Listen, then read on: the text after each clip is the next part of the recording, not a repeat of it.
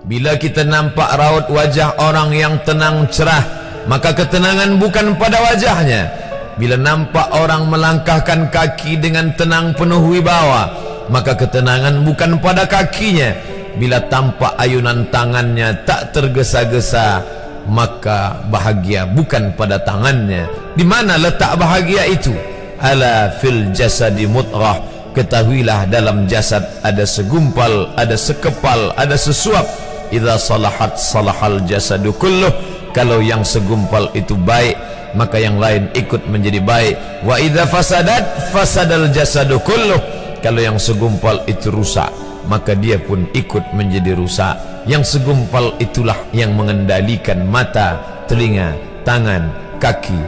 Yang segumpal itulah tempat rindu, benci, marah, ridha, ikhlas, fasik, hasad, kufur. Di sanalah bersemayam rindu dan benci. Maka jangan terlampau benci. Habib habibaka haunamma. Kalau kau sayang, sayanglah secukupnya sahaja. Karena boleh jadi hari ini kau sayang, besok berubah menjadi kebencian. Kalau kau benci, bencilah secukupnya sahaja. Boleh jadi esok pagi dia menjadi orang yang tersayang. Berapa banyak puan-puan berkata, siapa itu? Itulah orang yang dulu paling aku benci. Tapi hari ini masih ada juga benci, tapi tak banyak. Oleh sebab itu maka dijaga dia. Yauma la yanfa'u malun. Hari itu tak ada guna harta, wala banun, tak ada guna anak, illa man atallah, kecuali orang yang datang menghadap Allah biqalbin salim, dengan hati yang salim. Qal, qab, lam, ba, qallaba, berbolak-balik. Qallaba, tidak selamanya bahagia. Kadang pagi hati tenang, petang datang dia pun susah. Kadang pagi hati lapang, petang tiba dia pun gundah. Maka apa yang dapat menolong? Ala bizikrillah, ketahuilah dengan banyak menyebut mengingat Allah, tatma'innul qulub, maka hati akan menjadi lapang. Qalbul mu'min baina asabi'ir rahman, hati orang beriman berada di antara jari jemari kuasa Rahman. Kalau dia hendak, dia balikkan yang senang menjadi susah. Kalau dia berkehendak yang susah, dia balik menjadi lapang. Berapa banyak orang yang tampaknya mungkin kita kata dia susah, tapi dia masih boleh tersenyum.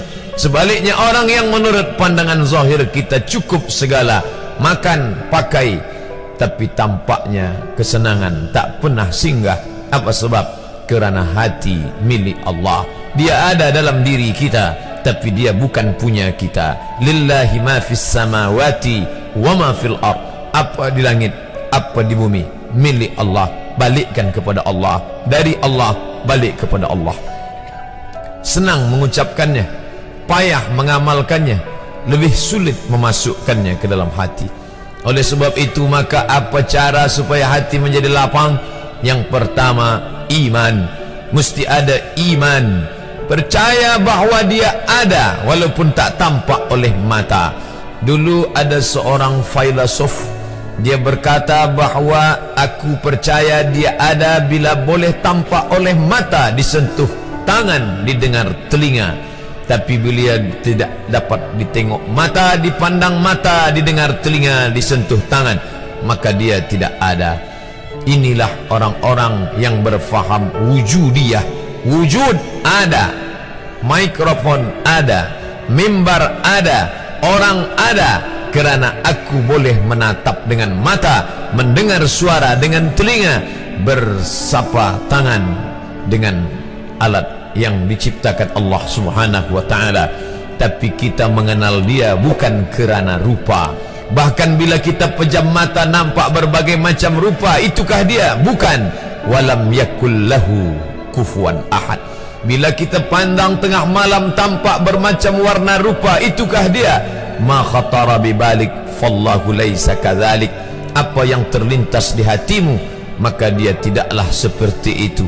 Dia tak dapat dipandang dengan mata. La tudrikuhul absaru, dia tak dapat ditangkap mata. Wa huwa yudrikul absara, dialah yang dapat menatap mata. Jangankan dia, wajah kita pun kita tak boleh melihatnya. Siapa yang boleh melihat wajahnya?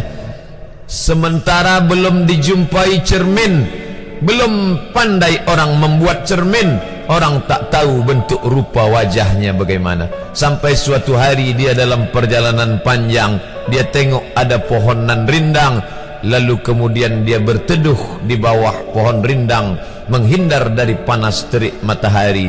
Di bawah pohon rindang ada kolam air, maka saat dia akan mengambil minum dari air kolam, disitulah dia melihat wajahnya. Oh, begitu rupa wajah di dalam air kolam.